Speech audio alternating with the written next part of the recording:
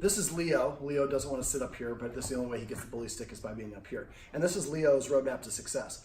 So we just got done with a walk. I showed the Guardian how to use the martingale and the special twist of the leash. The martingale collar is called a no-slip collar, but we had a special twist of the leash that helps give the Guardian more control. He really enjoyed it. Leo is reactive to dogs on walks because we did some things to set him up for success. He wasn't reactive. So let's start there. We'll kind of talk about those things. And I have this bully stick right up here for you whenever you want to chew it. All right, so the first thing that we did was we made sure that he was calm before the walk. We didn't really work on that much because we kind of did this towards the end of the session. If you go to my website, click on dog training tips, and then the section that's called, that's the section where I do all the write-ups where this video and others are at. And then on the right side of the box, if you're looking at a desktop, there's a search box. You can type in calm leash. And it'll show you the technique. Basically what I do is I make sure the dog is calm before we leave for the walk. If the dog's excited when you leash him up and you go on a walk, that's the energy they will carry with them on a walk. This is called demand barking. I'm going to ignore this because if I react to this, then that's going to cause him to think that he can get what he wants. So let's put it right up here. So what he's used to doing is trying to get his way by barking. And I know this is not ideal living in an apartment, so I would maybe talk to your neighbors and just say, look, I hired this dog psychologist. He came by and gave us a lot of tips, but he said it might get worse before it gets better. Here's my personal cell phone number. If you have any problems, if my dog is barking, please let me know. I don't want my dog to bark. I want to be a good neighbor, and here you go. And if your dog does bark, you get a call from those people, maybe buy him a gift certificate to the new Target or something like that. A little goodwill goes a long ways. All right, so basically, yes, you're going to try to muscle your way out of that one, but I got a better grip on this one. So what we did was he was calm before the walk. We used the martingale to give us more control on the walk. And then as we're going down the steps, remember, don't let him race ahead of you. Remember the 5 rules for a structured walk. He needs to stay on your right side with his front shoulder aligned with my hip. So in that position. Rule number 2 is my arm goes straight down. It's nice and relaxed, no tension on the arm, no flex. Rule number 3, the correction is to pop straight up and down, go straight up as fast as you can and go down even faster. You do that before he moves in front. If you let him move in front and you try to pull up, you're actually pulling back, and that will create more of a pulling forward.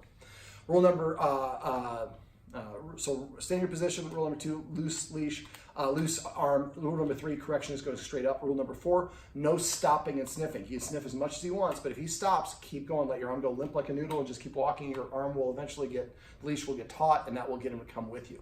But if you stop when he stops to sniff, then he's controlling the walk.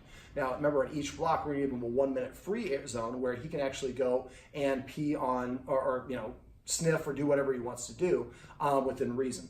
And then we put the martingale back on, and then or the special twist of the leash around the chest, and then we go continue. And the fifth rule is no marking. We let him pee before the walk starts and at the end of the walk, but not on the walk itself.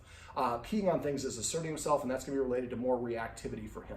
Now remember, as you're going up and down the stairs, don't let him race ahead of you. Give it a quick pop and use those stairs going up and down as a practice, and use your stairs if you're going up to your neighbor's house every maybe 4th or 5th walk. Another tip is to practice leashing your dog up without actually the intention of going for a walk. That helps desensitize them from it as well. And then the 5th rule is no marking. I already talked about that. But we're not going to let him mark except he goes before or at the end of the walk, but not on the walk. Now, other things that we do is when I start a walk, there we go. This is unusual because I actually am holding it. I think it's because I put my other hand there, which is another issue that he tries to do, which is a version of resource guarding. And so what we want to do is we want to practice a drop command, and we can do that by doing something like this. We'll see how good I am.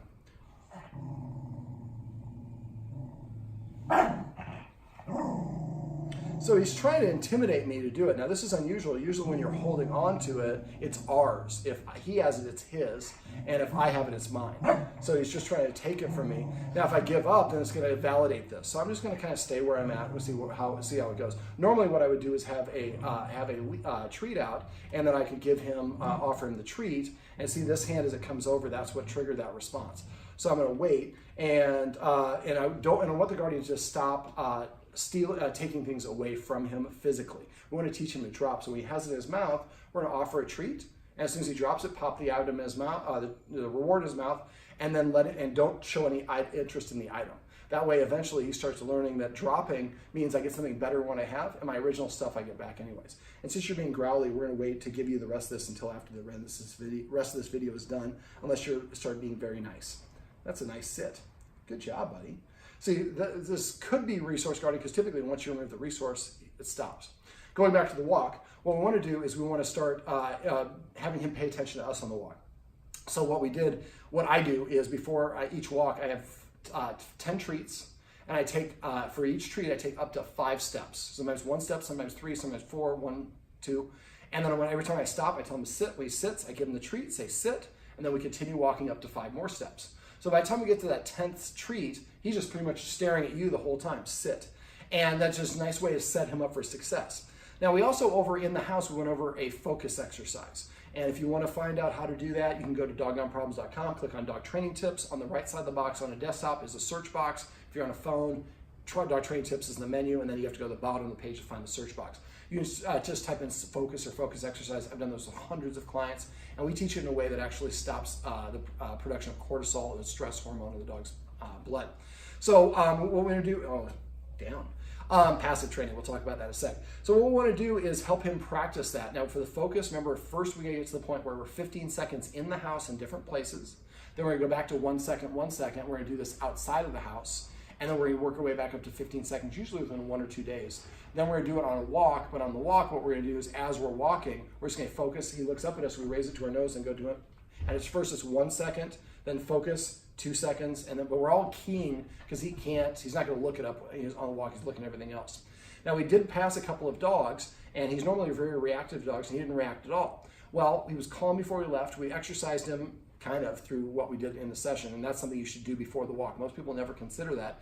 Doing the stairs, the treat toss on the stairs, then come inside and give him 5 to 7 minutes to calm down, and then going for a walk takes off that top level of energy, really puts him in position to succeed. What we want to do is use that focus exercise when we see a dog coming down the street. Now, since he doesn't really have it at this point, we use the high value tricky trainers and literally touch his nose with it as soon as he first started staring at the dog. Remember, the key to this tip is that you distract the dog away from the other dog before he's reacting. Once he's reacting, he's not going to listen to you. The best thing to do at that point is walk down an alley or driveway or around a car and let the other dog pass. But the key is to recognize what his signs are before he gets that worked up. So that way he doesn't get a chance to get there. Just like 2 people having an argument, if they've been arguing for only about 10 seconds and somebody says stop arguing, they can let it go. If they've been arguing for 5 minutes and somebody says let go, they can't let go right away. So it's the same sort of thing for him. If we can catch him when he's staring and getting breathing heavy or holding his breath or staring, that's the first sign. So if we could stop and redirect him at that point, it's going to be much easier than if we let him get all animated. So look for opportunities. There are people in your neighborhood that are walking. Try to walk parallel with them if you can. Walk in the street next to them and do a little focus exercise as you're going. And the idea is eventually to be able to walk by, you say focus, he looks up at you and you pass the other dog. Now, if the other dog is reacting, that's going to his behavior is going to be dependent on the other dog. If the other dog's reacting and growling and lunging, he's going to be more apt to do that. Just like us, if we're at a bar and somebody's like punching people and says, I'm going to punch you next, you're going to keep your eye on that person. So, but if the dog's walking next to the person that's nice and calm, look at it as an opportunity to try to pass by. Now, also be wary of your surroundings. There was an area where we're walking where there was kind of a wall here and there's grass and then cars are parked here. It kind of created a little bit of a pinch point. So if that's the case, try to measure yourself up in terms of your speed and their speed. Try to arrange it. There was an area where there's a little bit of a driveway. So you want to kind of set it up so that's where you're going to pass the other dog. So if your dog is reacting, you're not trapped between the wall and the cars. You can go out in that driveway and increase the distance. Remember, increasing the distance is always the best thing to do. So the focus exercise, look that up, practice that, have everybody practicing that, get to the point where you're 15 seconds in the house. Sit. There you go. And have everybody practice if they can. All right, we also, what else did we go over? We went over, rules and structure. Exercise number 1, make sure you're exercising him. And again, use the retractable leash on the stairs and try to do that about 3 to 5 times a day. If he ever gets the zoomies, runs around, he's saying I got too much energy. That's a great time to take him up the stairs and work on that. And again, before walks or before people come over or before you're leaving, can set him up for success. Now the video above talks about separation anxiety and teaching the dog to stay, so I'm not going to talk about those subjects. Watch that video above and practice that one a lot as well. Make sure you're 100% success and practice it every day because they will make momentum if you keep practicing over and over again. But if you practice and take a day off or a couple days off and come back, it'll slow down your progress. So try to just do it a couple times a day. All right, so we talked about, also talked about rules. He's breaking one right now by being loud on the furniture. So what I usually recommend is not allowing the dog on the furniture. We're doing a video, which is why he's up here now, and I've got a bully stick for him to chew on. But the higher a dog sits, the more rancorous status they have. So I would suggest for 30 days not being allowed on the furniture. I would either put the dog bed here or there, like we talked about. And I also have videos on how to teach a dog to go to the dog bed. If you forget how to do that, message me or just go to my website and search for them. Just message me if you can't find it, and I'm happy to share it with you. So if we take away the furniture, I like to give them that at the same time. I would recommend you get the X mats. You probably have to get about 4 or 5 of them to keep him off the furniture, but this way he doesn't get on the furniture when you're gone. And that's a big one because it just helps. If he sits the same height as you or up here as he likes to do, then he thinks that he has more rank or authority than he actually does. Another rule, not being allowed in the kitchen when we're preparing food, not being allowed around the table when we're eating food, or a box around the work island over there. If somebody's eating food here, he should not be on the carpet in this whole area between the TV and the couch. If we're going out the door, he has to sit before we open the door, and then we go through the door first. For the sit at the door, go to the door and tell him to sit. Put his leash on first, and then go to the door and say sit. 1, 2, 3. He has 3 seconds. If he doesn't sit by 3, drop the leash, come and sit down, turn the TV on, grab a magazine or something, and wait 1 minute. Ask Siri or Alexa or whoever you've got for a 60-second timer. After a minute, then go back to the door and command him to sit again. And this time, if he doesn't sit within 3 seconds, I walk away for 2 minutes. Next time, I walk away for 4 minutes, then for 8 minutes. I keep doubling the length of time until eventually, when I go to the door and say sit, he sits. And as soon as he sits, I fly the door open. So that becomes the reward. At first, I do it only leaving, but eventually I do it coming in. And if you go to Starbucks or any other building in the neighborhood, anytime he goes through a doorway, make him stop and sit before you let him through. Going back to the walk, I also make the dog sit before I go, anytime I cross the street. And so again, it's just a great opportunity to have him practice that. And practice the focus exercise once you're doing it when there are no other dogs around. If the only time you do focus is when a dog's around you, then you say focus, he's going to start looking for other dogs. Now, I also practice something I didn't go over. I practice something called a U-turn. So what I do is, for no apparent reason, when I'm walking on the street, he's walking this side, with this hand, I would hold it in front of me, and I would make a kissing sound like, and most dogs will look at it, and then he turns and he sees a treat. I turn, and now I'm facing. So I'm walking this way. I need this for a second. So I make a kiss, and then he comes here, and he goes in front of me. I turn, now I'm sideways. So I'll do this with my feet.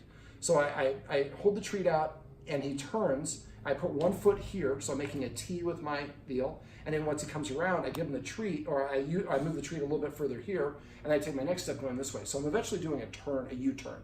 And once I've turned completely, I give him the treat and say the return. But I take about 2 to 4 steps that way, and I repeat the process. You want to do this at times when there's no other dogs around, because sometimes you're going to catch a dog's going to come out of somewhere where you're not going to see it, or you don't have time enough to get a treat out or say focus. You just need a plan B. That's what this is. We call it the turn. So basically, as soon as you see it, every once in a while, practice the turn. So every once in a while, if you only do the turn when you see another dog, then again, that's what it represents. So you practice the turn when you don't need it, and then you see another dog, you're not ready to say turn. He's like, oh yeah, we're going that way? Cool. And now it gives you several steps to walk away and get a treat out, and then you can do the focus exercise. Okay, let me see, what else? Feeding. He needs to eat after the humans eat first. So the humans are going to put food in his bowl. He's not allowed to eat it. Then we're going to take a bite, we're going to eat 5 more bites, and after 5 more bites, then he gets permission to eat. And when he comes up and takes his first bite of food, we're going to say sushi or pizza or whatever your favorite word is, borscht, and he takes his first bite of food, and we're going to do that for 2 months. After a while, pizza, it becomes his command word to eat. And then you can actually do it on command. Now, as soon as he walks away from the bowl, pick it up, dump any remaining food out, and put the empty bowl back down. From now on, he eats after the human who's feeding him first, number 1, to establish the human as the leader. Number 2, he eats when you tell him to, and any food that's left over is not available until the next meal. That's how they do it in the wild. In the wild, if he wanted to eat and the other dog, he wanted to take a walk around the block, whoever's ranked behind him is going to eat that portion when he's gone. When he comes back, there will be no leftover food. So right now he gets fed at dinner time. I would start feeding him at breakfast. He'll probably go a day or 2 without eating. That's fine. Don't baby him. Don't give him extra food. You're giving him an opportunity. If he doesn't want to eat, that's on his tab. Eventually, hunger will motivate him to listen, and he'll want to eat the food. And that way, every time you feed him, it's another illustration of the proper, healthy leader-follower dynamic. Let me see. When he's nervous, or don't pet him. Remember, anything your dog's doing whatever the dog is doing when you pet is what you're rewarding. So if he's nervous and you pet him, you're going to make him more nervous. Now, you can lay your hand on him and let him know, I'm here with you, Leo. I'm supporting you. They do associate touch with affection without amplifying it. But if we come home and he's excited and we pet him, when he jumps up, we're telling him jumping up is the way to get me to pet you. And that can be confusing the dog, because that's what dogs do when they want to claim you as their property. So when you come home, just ignore him like he's not even there. And as soon as he settles down, start reaching for him. He'll start wiggling, pull your arm back, and continue about your business. Don't tell him no. You tell him no through your actions. When you get excited, you become invisible to me. When you're calm and relaxed, I want to pet you. And after enough repetition, he'll learn, well, being calm and relaxed gets me more attention than spazzing out. Because the spazzing out is because, again, we petted him when we came home and we were all excited. Or when he's excited. So when you come home, no big deal. And when you're leaving, don't make a big deal. Don't say goodbye. Just get up and leave. And follow the steps that I have in the video above about how to get help him practice. It's getting a little bit short, and you were chewing on a little bit of my skin. It got a little bit raw. All right, so let's see. We also talked about passive training with the food. That works for anything else. So right there, I can set up, chew. He gives him kisses. Somebody in the house he likes to give kisses to, and he goes overboard. Nothing wrong with him giving kisses, but after one kiss, then you should disagree if you don't like the kisses. And then when he does kiss you, say the word kiss or smoochies. And then you can say smoochies, and he'll come up and kiss you on demand. But if he's just licking you, licking the face can be a submissive thing, could be a marking thing, could be saying feed me, because that's what they do to their mothers to try to get them to breastfeed them. So it confuses the dog. And again, if he's doing that and he's on the couch, then he should have to get off of the furniture if the person doesn't want him licking. But anything that he does on his own, we can pet him and reward him. So every time he comes to you, pet him and say come. Every time he sits, pet him and say sit. Every time he lays down, pet him and say crash or chill or whatever your word is. He takes his first bite of food, we say that. The more that we pet them for the desired crash, that's passive training right there. I didn't ask him to. He was already chewing on the bully stick, but he did it. Within 3 seconds of it, I petted him and said the command word, and only the command word. I didn't say good crash. I said just crash. Now, also, whenever you pet a dog, you want to try to pet him under the chin. That facilitates that nose-up orientation, which a proud dog has his nose in the air. Petting a dog on top of the head creates a down nose orientation most of the time, and that's what insecure dogs do. And I also went over what I call petting with a purpose. Petting with a purpose is if he comes up and he initiates contact with me, he nudges me, he paws me, sit. That's, I guess, a version of petting with a purpose. Even though I'm petting, I'm giving him this reinforcer. As soon as he jumped up on me, the reward went away. As soon as he did something I want, then he got the reward. So what happens is he comes up and he nudges you or jumps up on you for attention. You're no longer going to pet him. You're going to tell him instead to sit. If he's already sitting, ask him to sit over here or ask him to lay down. Once he sits or lays down, we pet him under his chin and say whatever the command word is. And then we can pet him as much or as little as we want. We just have to get one pet. We can pet him for an hour straight after that. Or we can not pet him at all, just pet him once and then we're one and done. So he's going to have to start earning his affection. Now, if he comes up and somebody comes in the room and sees I'm petting the dog and he's standing, they say, paycheck to me, I would stop petting. Paycheck means I suspect you may have forgotten to pet with a purpose. So I stop, I tell the dog to sit or lay down. When he sits or lays down, I pet him here under his chin. I say the word sit. Then I can explain to the person, actually, you missed it. I asked him to sit before he came in through the door. When you opened the door, he stood up. Paycheck is just a gentle reminder. And remember, even if we want to pet the dog, if he didn't prepay for it, we're going to make him sit or lay down. So he's already laid down, so I can go like this, and then I can let him have it for sitting. So he has to do something to change his state or prepay. And that's what will happen is he'll start coming and sitting in front of you. Instead of nudging you or jumping up on you, he's going to sit to ask for attention. When he does that, make sure we do pet and recognize and reward that. Otherwise, he'll go back to jumping. And even if you want to pet the dog, still ask him to do those things. This is just almost a way of saying please or thank you for dogs. And after a while, he'll just start sitting in front of people as his way of saying, hey, sucker, I'm sitting down. Why are you not petting me? I'm really cute. But that's a desired behavior. Remember, anything he's doing when we give him attention is what we're rewarding. So if he jumps up or he's chewing the carpet and we correct him, that's going to make him more inclined to do that because before we weren't petting him with a purpose. Now he's going to be like, well, I can chew on the carpet, get negative attention, or I can come and sit in front of him and get positive attention. I'd rather get the positive. But if you're not petting him when he comes over to you, he'll go get that negative attention because for dogs, good attention, bad attention, pretty much the same thing. I'm trying to think. Use those escalating consequences. Disagree. We did a recording on those, so I'm not going to say anything about it. Do you have any other questions? I don't think I do at this point, yeah. Now, you will probably later on. The number I called you from is my personal cell phone number. Program that in your phone. If you have questions, please let me know. Okay. If I don't hear from you, I assume that means everything's going great. But could you maybe show the, like when we were working the with door thing? The sure. door thing? That would be awesome. So if I go to the door, and if he runs up to the door, now he looks at me as assisting him versus him assisting me. So if somebody comes to the door, First thing I'm going to do is move him away from the door. I'm going to use that second consequence and move towards him. As soon as he's stationary, I take one step backwards. I go, tss. So as soon as he crosses the threshold, I take a step backwards. When I'm moving backwards, you notice I take one step and I pause. And I'm keeping my hips pointed at him the whole time. Then I break down the individual steps of answering the door.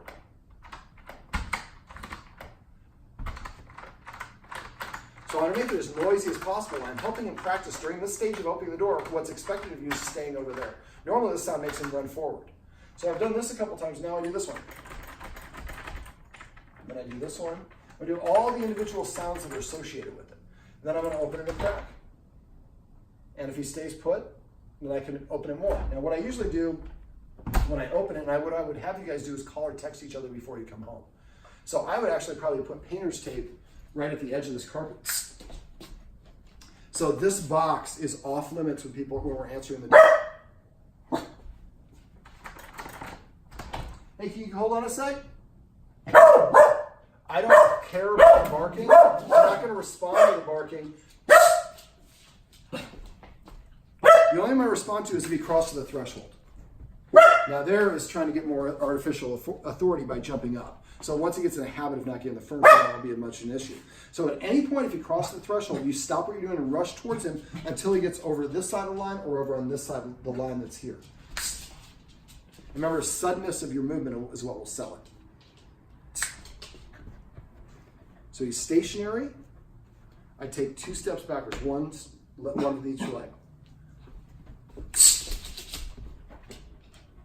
And again, I want you to use the same energy and explosive timing as you would if somebody touched you inappropriately that isn't your life partner. So I want the very sudden movement. So we're going to do all the individual steps. I open it a crack, and then I usually come over here, and I'm keeping my hips pointed at the dog, and I step forward. I invite my guest to come in behind me and stand right here. I'm going to come back and I'm going to close the door, keeping my hips pointed at him the whole time. Now, if it is a loved one and I want to kiss the person, I'm going to keep it from the neck down facing here. If I want to hug them, I'm going to keep from the neck up facing them, and I'm going to hug. So either above the neck or below the neck stays projecting your authority towards the dog at all times. And then if the person comes in and they're like, I'm afraid of dogs. Well, that's all right. He's not allowed to cross this line. So the rule is he can't engage with them until they cross this line. Then he can come up and then the person can pet him. So that way you create a boundary, and that distance will help him feel more relaxed. I call this claiming the door. Now, the other thing I like to do for this sort of thing is teach him to move away from the door. Come here. So I teach him an away or an out command. So I'm going to call this one out. So what I do is I just toss a treat and say out. Now, I would do this independent of people at the door. So every once in a while, grab a couple treats, come over here.